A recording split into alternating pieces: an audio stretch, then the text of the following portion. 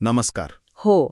आज आपण एका महत्वाच्या घडामोडीवर बोलणार आहोत. हो, नक्कीच. अमेरिका आणि भारत यांच्यात व्यापारी तणाव वाढतोय असं दिसतंय. अमेरिकेने काय केलंय तर भारतीय वस्तूंवर अतिरिक्त 25% शुल्क लावलंय. म्हणजे एकूण शुल्क आता 50% झालंय. बापरे, 50% म्हणजे खूपच जास्त झालं. हो ना. तर आपल्याकडे ANN न्यूज नेटवर्कचे एक विश्लेषण आहे यावर. त्याच्या आधारे आपण हे सगळं प्रकरण जरा समजून घेऊया. कारण काय, परिणाम काय. बरोबर. तर अमेरिकेने याचं कारण काय दिलंय की भारत रशियाकडून तेल खरेदी करतोय. युक्रेन युद्धानंतरही थांबवली नाहीये खरेदी.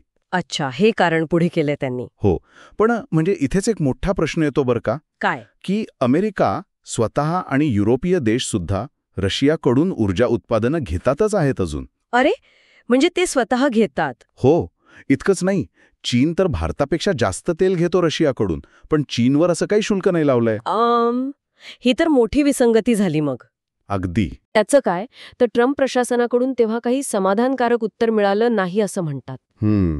म्हणजे हे सगळं फक्त व्यापारापुरतं मर्यादित नाही असं वाटतंय. हो, म्हणूनच काही विश्लेषक काय म्हणतात की यामागे कदाचित वेगळी कारण आहेत, राजकीय. उदाहरणार्थ? म्हणजे एक मत असं आहे की भारत-पाकिस्तान शस्त्रसंधी झाली होती तेव्हा. हो. त्याचं श्रेय भारतानं तत्कालीन अध्यक्ष ट्रम्प यांना घेऊ दिलं नाही, किंवा भारताचं स्वतंत्र परराष्ट्र धोरण आहे ते अमेरिकेला कुठेतरी खटकतंय. अच्छा, म्हणजे ही एक प्रकारे सूडबुद्धीची कारवाई असू शकते, असं काही विश्लेषकांचं मत आहे. हो, म्हणजे अमेरिकेची व्यापारी धोरणं ही फक्त आर्थिक नसतात, त्यात असे राजकीय, कधीकधी वैयक्तिक मुद्देही येतात. खरंय.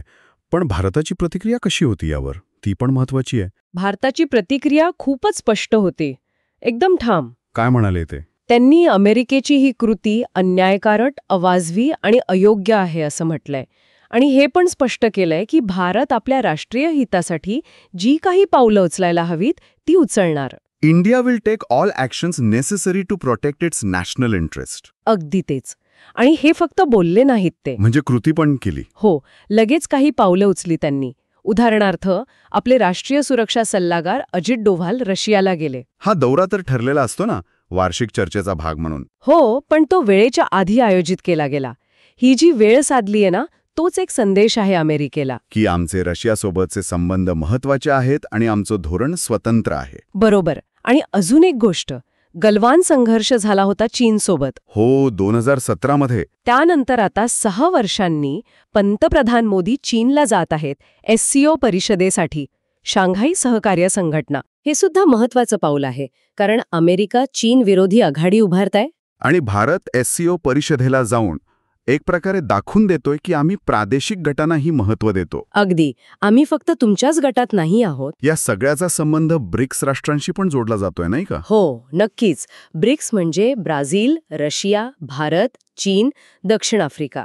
अमेरिकेचं जे अमेरिका फर्स्ट धोरण आहे ना, त्यामुळे या देशांमध्ये कुठेतरी एकजूट वाढती आहे असं दिसतंय. म्हणजे फक्त भारतच नाराज आहे असं नाही? नाही. ब्राझीलचे अध्यक्ष लुला यांनी ट्रम्पशी बोलायला नकार दिला होता.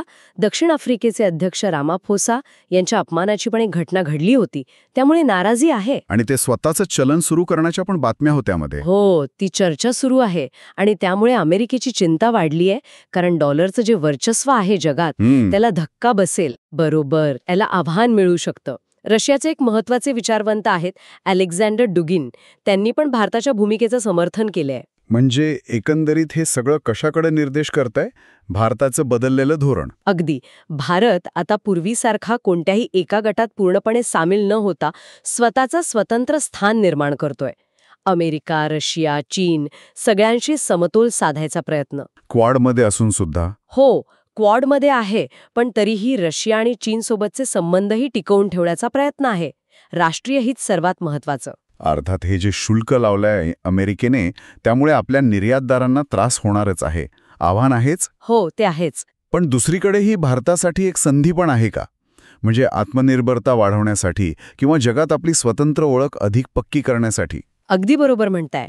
हे कदाचित त्याचंच लक्षण आहे की जागतिक राजकारण आता एका ध्रुवाकडून अनेक ध्रुवांकडे चाललंय. Multipolar world order. हो, जिथे भारत किंवा इतर देश मोठ्या सत्तांच्या दबावाला बळी न पडता स्वतःचे निर्णय स्वतः घेऊ इच्छितात, आणि तशी क्षमता पण त्यांच्यात येते आहे. म्हणजे थोडक्यात सांगायचं तर अमेरिकेने लावलेलं हे शुल्क फक्त व्यापाराचा मुद्दा नाहीये. नाही.